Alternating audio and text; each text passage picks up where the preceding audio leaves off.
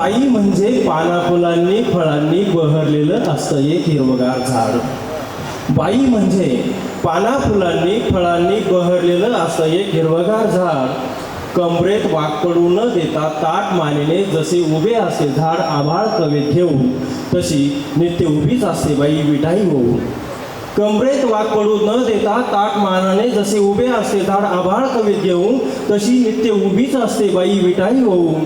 कोवळ्या पानापासून तर पिवळ्या पानापर्यंत सर्वांना सांभाळून. किती आवरून सावरून धराव्या लागतात फांद्या नात्यागोत्यांच्या. किती आवरून सावरून धराव्या लागतात फांद्या नात्यागोत्यांच्या. पुरवाव्या लागतात इच्छा अपेक्षा आणि आवडी निवडीही त्यांच्या. कधी अकालीच जेव्हा सोडून जातात पानं आणि मोडून जाते फांदी, तरीही जगण्याची उमेद नाही सोडता येत बाईला झाडासारखीच. भक्कम फळासारखीच कुणापुढेही सहजासहजी झुकत नाही बाई. भक्कम फळासारखीच कुणापुढेही सहजासहजी झुकत नाही बाई. कुठल्याही वादळ वाऱ्यात संकटात फांदीला लटकत नाही बाई. कोठून येते बळ आणि सोसत राहते कळ. कोठून येते बळ आणि सोसत राहते कळ. आयुष्यभर जगत राहते बाई झाडासारखीच स्वतःसाठी.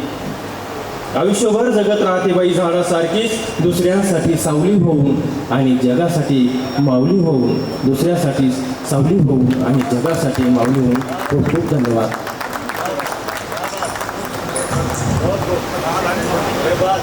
अतिशय सुंदर रचना आपण या ठिकाणी